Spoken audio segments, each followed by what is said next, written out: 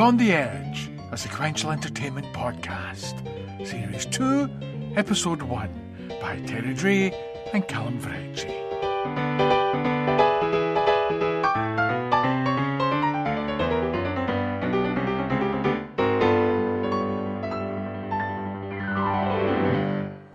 And you join us here at the Scottish International Stadium here in Edinburgh for the World Bowtie Tying Championship Finals. It's been a long 4 days of competition here in Edinburgh, but we've narrowed it down to the last 3 competitors. And what a journey we've had.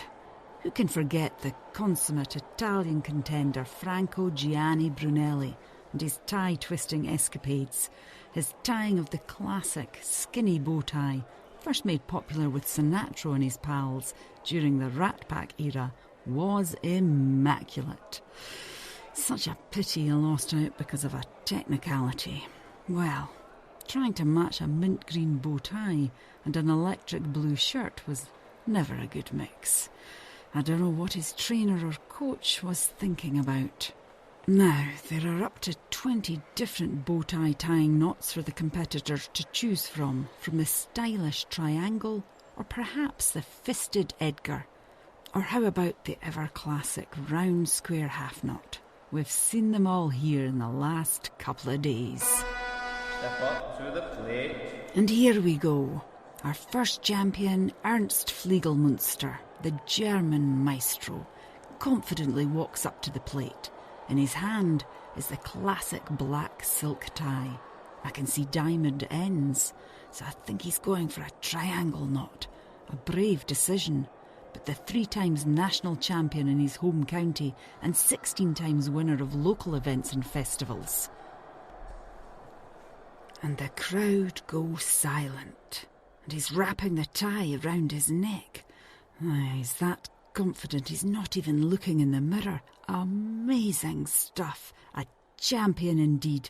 And his hands are a blur. He's pulling the ends together and he finishes with a sleight of hand, holding his arms out to his side, shoulder high, chin up and extended, proudly showing his bow tie. And the crowd love him, and the judges love him too. A near perfect score of 93.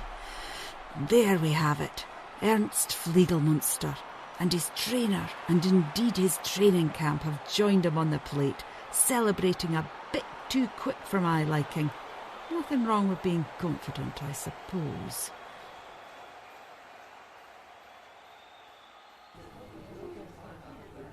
Good evening everyone and welcome to Marlene's speed dating evening at Cleopatra's nightclub, where romance is the only cocktail you'll ever need. I'm Marlene, hello. So can everyone take their seats and then we can begin. Now, you'll get 3 minutes to impress each other and maybe the magic will happen and phone numbers will be exchanged. After 3 minutes, I'll tinkle my little bell and if all the ladies can stay where they are and the gentlemen move 1 table to their left, is that clear? Fantastic. Then we shall begin.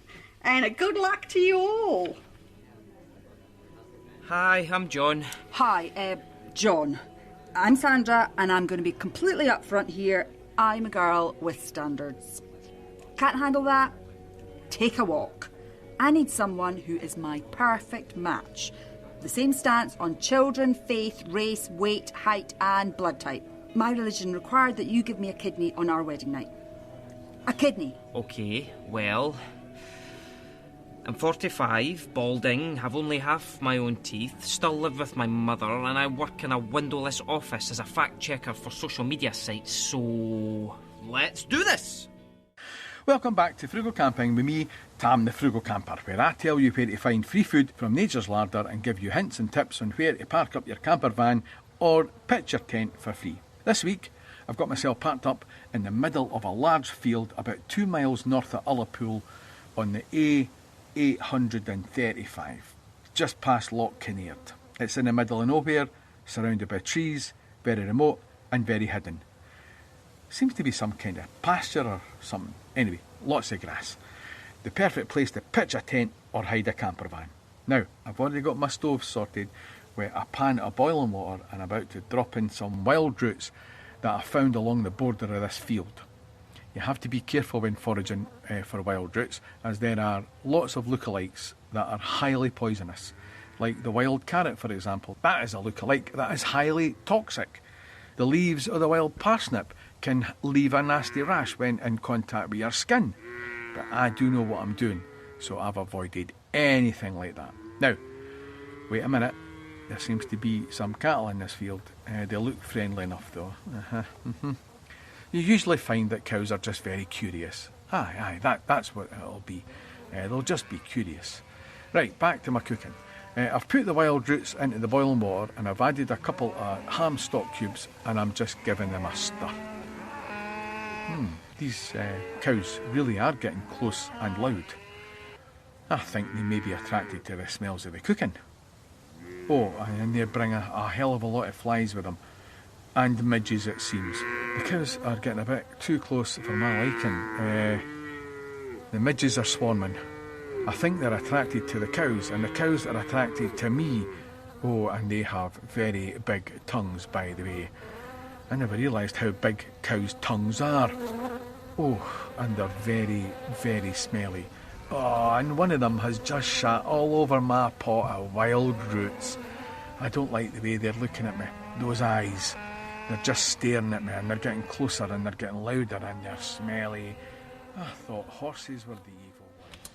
Tom, do you have the monthly forecast for the Johnson account? Yes, Susan, I've got that here.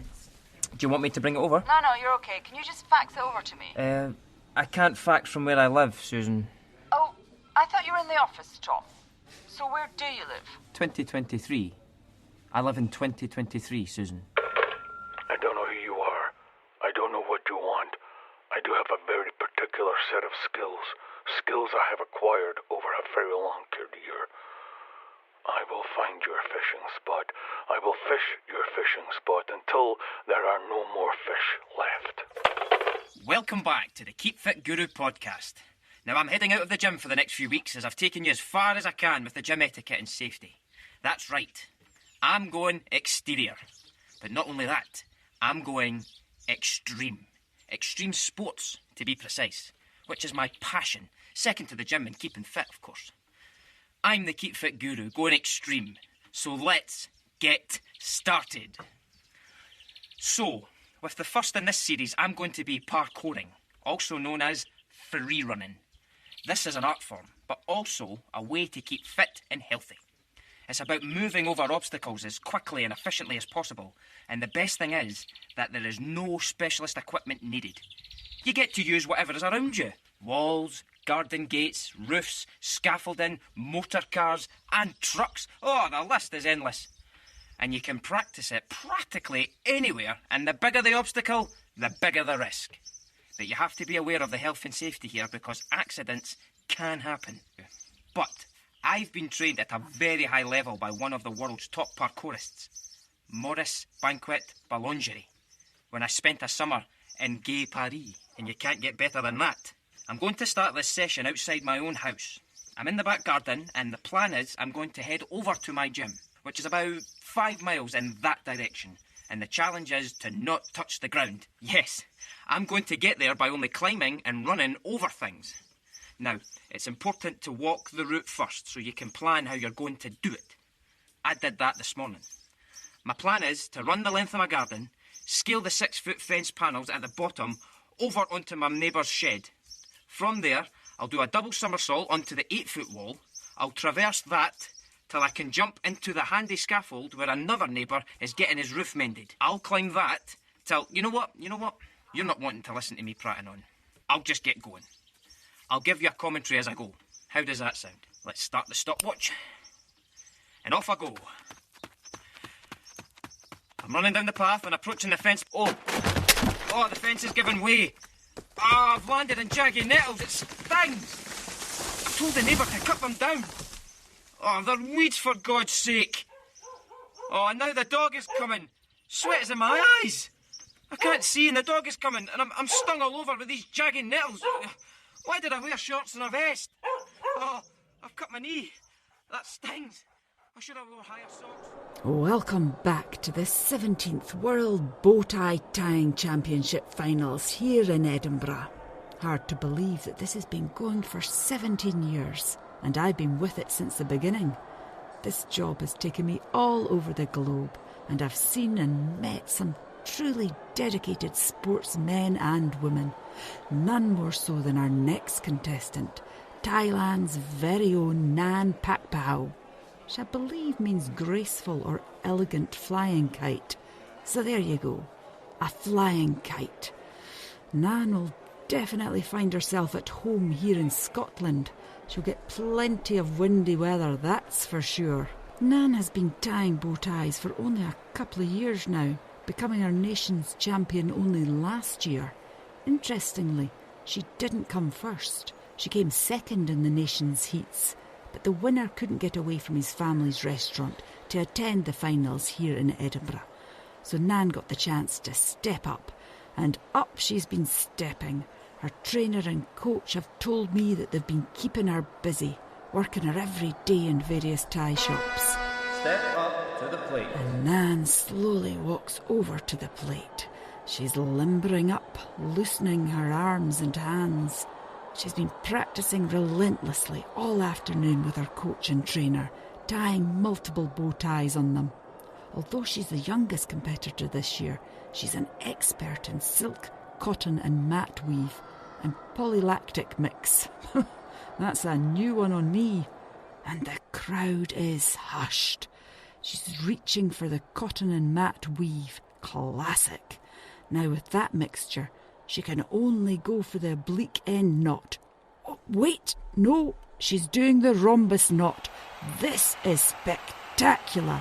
No one in the history of the championship has attempted to do a knot like that with a cotton and mat weave. The rhombus is traditionally done with a silk bow tie. Her nimble fingers are working their magic, and that cotton and mat weave is putty in her hands. She stands straight, arms out wide, head high. And my goodness, what a show.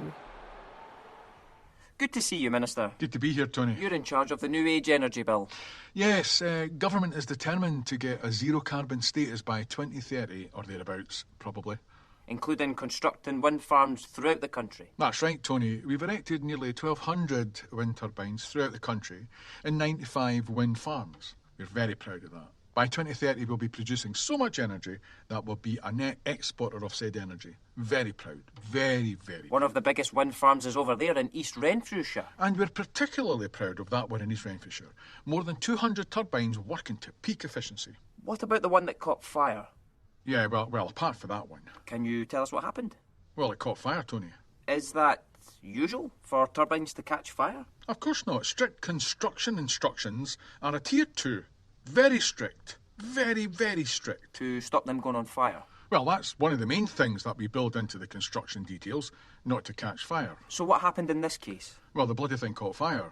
But that's not usual. Not usual for your wind turbines to catch fire? Hardly ever. Look, it's not like we're building them for them to catch fire. That would be preposterous. In fact, they're probably very nearly all built not to catch fire. So what happened to this one? Well, it caught fire. Are you implementing steps to make sure that, other wind turbines don't catch fire? Look, this was a one-off case. We built hundreds upon hundreds of wind turbines not to go on fire. It was just unfortunate that this one caught fire. Now, let's not dwell on the one, Tony. There was that wind farm up in Caithness where all 15 wind turbines caught fire just last summer. Yes, but those ones were a freak chance happening that no one could have predicted. What was that freak chance happening? Well, they caught fire.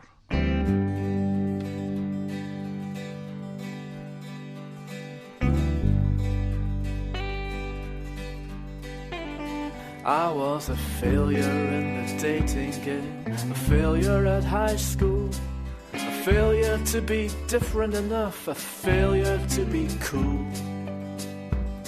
I failed to use my talent, I failed to use my brain. I had these big ideas, but I failed and failed again. I'm a failure in the marketplace, a failure in the bed, a failure in the eyes of the world, a failure in my own head. I tried positivity, I learned to smile a lot, but I failed to do anything with it now. A smile is all I've got. Looking back across my life, here in the line for hell, doing the wrong thing at the wrong time is the one thing I did well.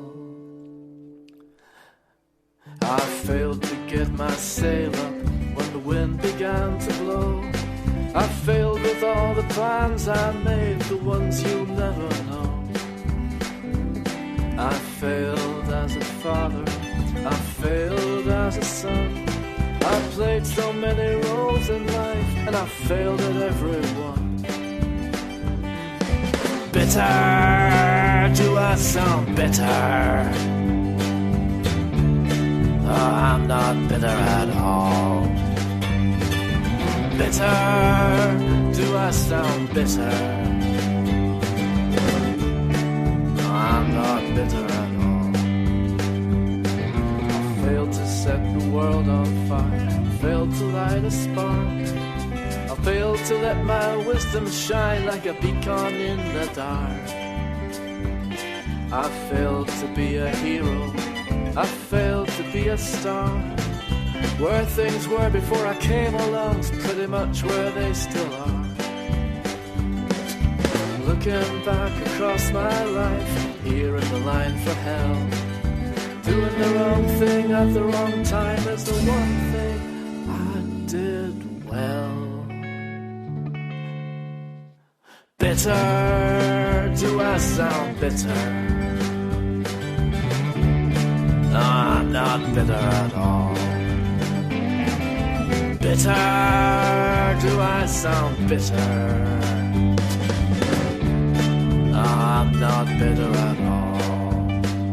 Not at all.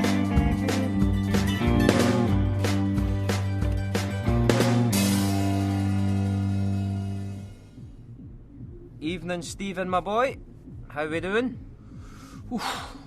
Not too bad, Brian, my man. Hoping for an easier night than last night, that's for sure. Oh, aye. Kick off last night, did it? See, that's typical, Tay. There's always something happening when it's my night off. Go on then. What happened? It's the new guy we have working on the door with us. What's his name? Toby.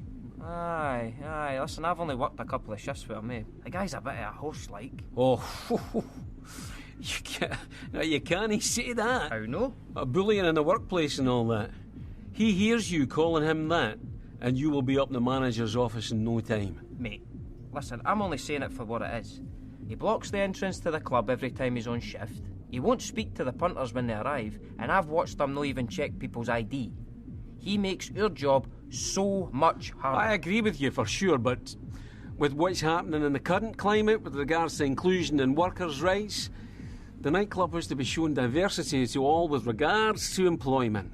It's a joke, mate. You heard about his previous job before here. Rumour has it that he kicked a football supporter when he used to work the security for the games. Also, you clocked the jacket that he wears. I'm surprised that they made a jacket that big. I could take the wife and kids camping for a week in that friggin' thing. Right, shut up, man. Here he comes. Remember, just watch what you're saying.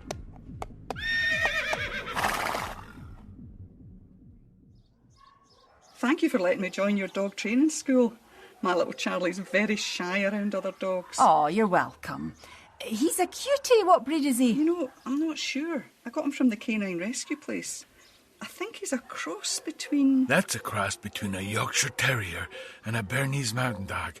Very practical, good for kids, but can always be used to get rid of rats and mice. Stephen Seagull. Wow. How do you know so much about dog breeds? I was a master dog breeder and trainer for 21 years. All right. Stephen Seagull, is there anything you don't know? No. Radio Craigshill. Radio Craigshill. Talk radio. Talk radio. Talk radio. Radio Craigshill. You're listening to the Late Night Talk Show on Radio Craigshill in Livingston. Call me with local news within the Craigshill area, the rest of Livingston, and I'm told the wider audience of West Lothian. Welcome to you if you're listening. Our first caller this evening is George from Howden. How are you, George? I'm grand, aye. Whereabouts in Howden are you, George? I'm doing by the vets next to Howden Park. I know it well. What's in your mind, George? Problems with your pet? I've not got a pet. I wanted to talk about the new highway code, like. Oh, go on. Well, it's just that it came out at the beginning of the year and I don't think many people have read it, Oh, right. I don't think many people read the old ones, come to think about it. Well, the amount of 4x4s or vans for ordinary people, as I like to call them, speed past cyclists and pedestrians like there's no tomorrow. Then there are the pedestrians that just step out into the road and continue walking as if they own the roads. And don't get me started on cyclists that get off their bikes and push them across the junctions when the green man appears. I mean, are there road users or pedestrians? That's what I want to know. Are you a motorist yourself, George? No, I can't drive. Like, I'm not allowed to. I've got, like, a condition, A cyclist, then? No, like I say, I've got this condition. A pedestrian? I'm just trying to find out if you've got a dog in the race, so to speak. I haven't got a dog. I said that at the start. I don't have a pet. And no, I don't usually get out these days. My condition, like, keeps me in the house. My mum says I've just to kind of stay indoors and that and don't go out. But I'll look out my window and see all the nutters on the roads and everything like that. You know what I mean? Up next is the classic from 1974, The Sweet and Teenage Rampage. I've been using these new anti-wrinkle tablets. Really? How's that going? Well, I'd been dissolving them in water and taking them for 3 weeks before I read the instructions on the side of the box. You're supposed to add them to the final rinse. It did nothing for my crow's feet, but I don't need to iron my blouse anymore. I used to think I was just tired. But that's been 5 years now, so I guess this is how I look. Here's what you should do if you're taking a bath and you suddenly wonder, am I soup? Step 1. Check the bath to see what it's filled with. Step 2. If the bath is filled with carrots, celery, onions and vegetable stock, you are soup. Step 3. If the bath is filled with just water, you are still soup. It just won't be as flavourful.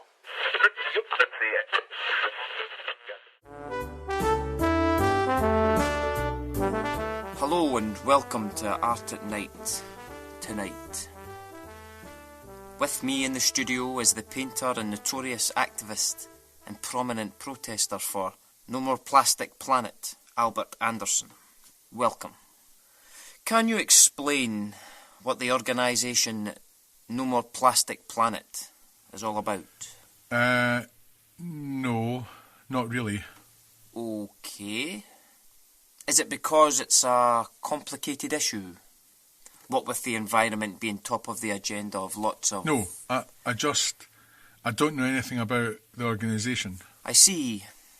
Well, can we talk about your latest exhibition and installation at the Royal Art Gallery here in Edinburgh?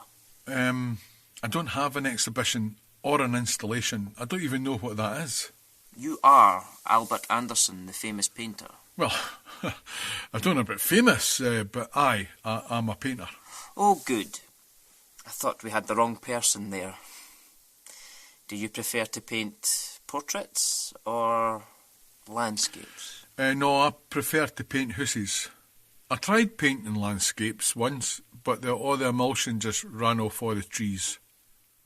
You're a painter-decorator. Aye, Albert Anderson, paint and decorator, no job too small. Thank you. Albert Anderson, painter and decorator, no job too small. You're getting a bit of free advertising here, eh? Join me next time on Art at Night tonight, where I'll definitely be talking to somebody that's from the arts and culture world. Or somebody's getting the boot. From me, live in the studio, good night.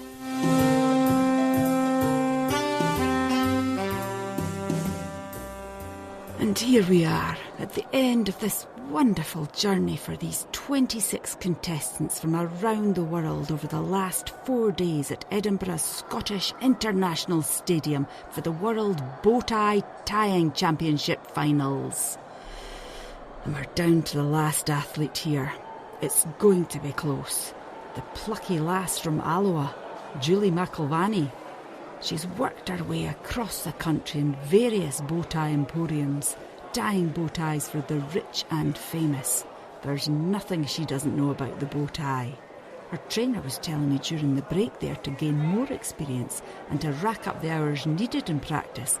She began to work day and night, offering her services at weddings and functions throughout Scotland to tie the bow ties of dignitaries, grooms, best men, speakers, and indeed anyone that needed a tie tied. It was a whirlwind tour of Scotland, covering nearly 6,000 miles from coast to coast and highlands and islands. But we'll see if all that pain and suffering will be worth it. Being last and watching the other 2 finalists will sure pile on the pressure, but Julie looks calm and contented. Step up to the plate. And the Alloa artisan, as she's become known in her hometown, bounces up to the podium, and the crowd becomes silent, as if they know they are in the company of royalty. Julie contemplates the 3 ties that are presented to her, and she chooses the deep maroon-coloured triple weave of tweed, linen and gingham. Sometimes a strong combination to control, but I'm sure Julie knows what she's doing. She's handled enough cloth in her time to tame that particularly hardy blend of fabric. Now, I do know that she favours the classic batwing, or straight end, or sometimes known as the club knot. She's slowly pulling the tie round her neck. She's enjoying this, making the most of it, playing to the crowd, and the crowd love her for it. Now, Little Bird tells me that this year Julie has went a step further and invented her own knot. Her coach and trainer tells me that it's based on the women's butterfly twin knot, but with some Celtic flourishes of a 4-cross twined undercut lifted gouge. Oh, interesting development from the youngster.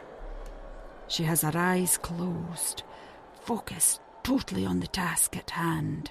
Fingers are feeling the fabric. It's as if she's sculpting the knot from the inner cloth, bringing out the Celtic alba of old. And that's it!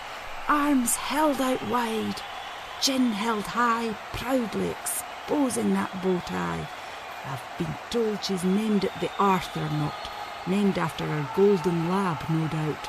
And just look at that smile. The crowd has, as expected, went wild.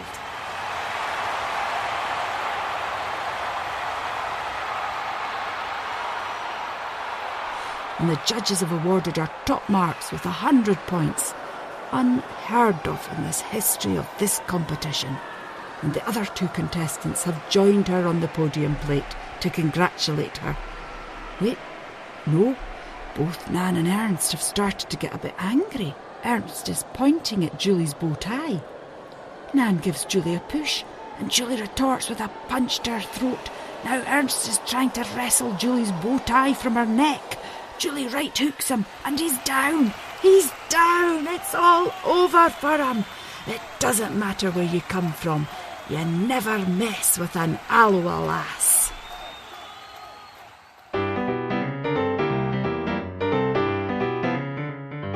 Beyond the Edge, a sequential entertainment podcast written by Terry Dray and Calum Verrecchia. Performed by Terry Dray, Calum Verrecchia, Debbie Whyte, Lynne Morris and Matt Mason.